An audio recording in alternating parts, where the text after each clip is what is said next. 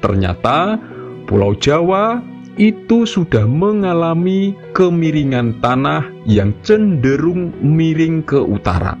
Dan hal itu semakin menguatkan adanya prediksi bahwa kondisi Pulau Jawa itu akan memunculkan banyak sekali gejolak alam. Assalamualaikum warahmatullahi wabarakatuh.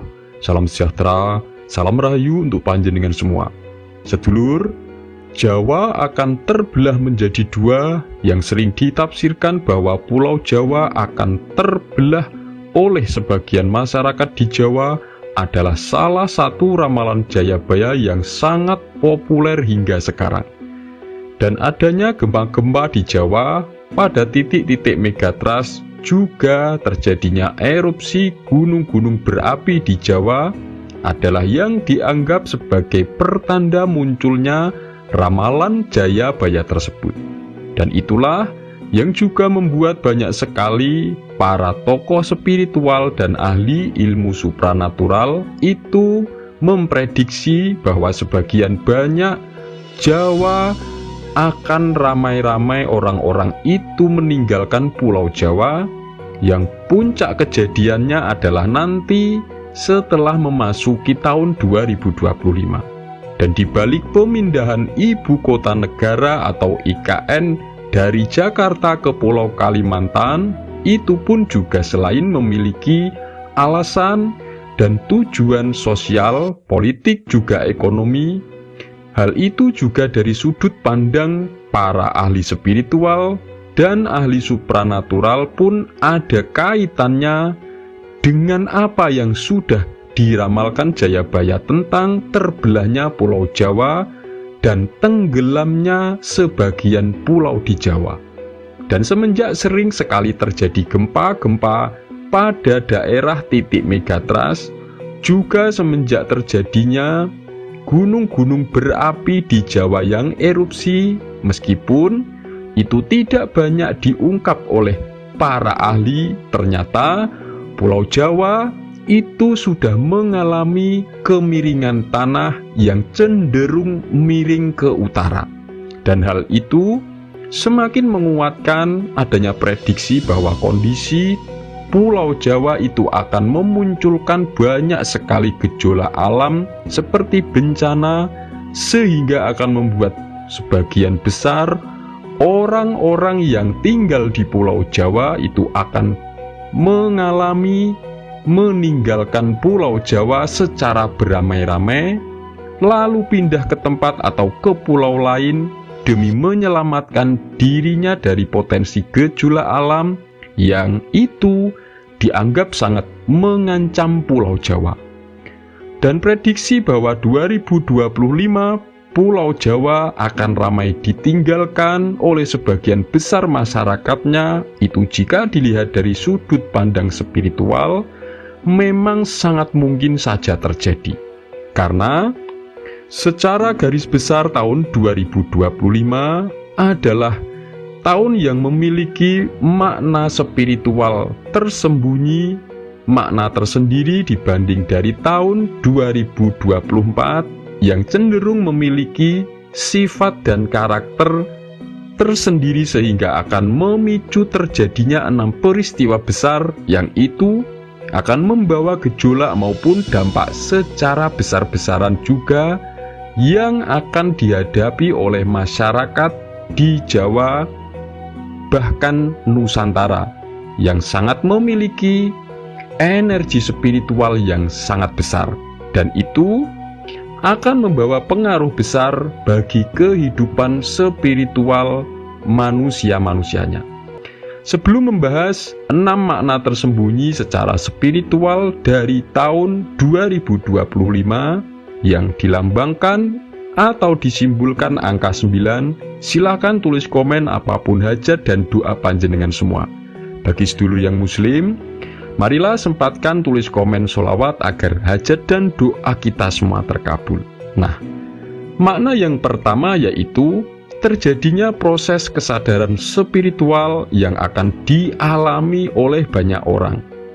Jika di 2024 adalah proses penyeimbangan dengan energi spiritual, di 2025 adalah proses penyadaran atau keterbukaan diri terhadap energi spiritual. Dan itu ditandai dengan adanya peningkatan kesadaran tentang pentingnya menjaga keseimbangan antara materi dan spiritual atau keseimbangan antara jasmani dan rohani.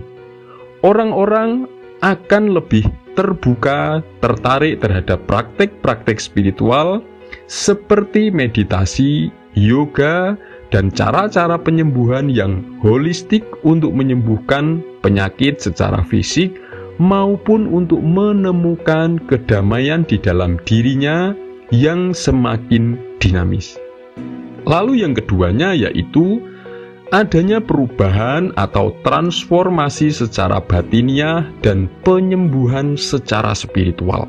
Jadi 2025 itu akan menjadi waktu di mana banyak orang itu mengalami perubahan secara batiniah yang sangat mendalam. Akan banyak peningkatan jumlah manusia atau individu yang merasakan adanya panggilan atau menjadi tertarik untuk memperbaiki hubungan batin mereka. Seperti contoh dengan melepaskan trauma masa lalunya dan menyelaraskan diri dengan tujuan spiritual yang lebih tinggi sesuai dengan agama dan keyakinannya. Ketiga, yaitu terjadinya perubahan dan penyesuaian secara global atau menyeluruh. Karena dalam sudut pandang spiritual, 2025 itu adalah sebagai tahun transisi atau pembaharuan, yang dimana masyarakat dunia itu akan berusaha untuk menemukan keseimbangan baru setelah melalui fase perubahan besar. Dan pandangan spiritual tersebut itu menggarisbawahi pentingnya introspeksi dan penyesuaian diri terhadap perubahan global, seperti contoh adanya perubahan peradaban ekonomi global yang selama ini mengakibatkan ekonomi orang-orang kelas menengah itu terjatuh ke ekonomi kelas bawah. Nah, lalu yang keempatnya yaitu meningkatnya hubungan manusia dengan alam semesta. Jadi di tahun 2025 nanti banyak sekali orang-orang yang akan mengalami dan memperkuat kesadaran tersebut. Orang akan semakin hari semakin menyadari perlu keterhubungan antara dirinya dengan alam semesta, serta kebutuhan untuk hidup lebih selaras dengan alam. Jadi orang-orang itu akan kembali mendekat dengan alam, menjaga alam, tidak hanya melulu menyibukkan diri dengan kesibukan atau pekerjaan-pekerjaan yang justru selama ini menjauhkan dirinya dari alam. Yang kelima, kesadaran tentang realitas dan energi. Jadi di tahun 2025 adalah tahun yang akan membawa manusia pada pencerahan baru terkait adanya konsep-konsep seperti energi, vibrasi, dan dimensi spiritual. Banyak sekali orang-orang yang akan lebih tertarik kepada pengetahuan metafisik dan fenomena energi yang itu sebelumnya dianggap sebagai mistis atau klinik, seperti belajar dengan hukum tarik-menarik, memahami penyembuhan energi, dan keberadaan dimensi lain atau hal-hal yang selama ini sering dinamai dengan hal gaib. Lalu yang keenamnya yaitu fenomena pencerahan dan kebangkitan rohani.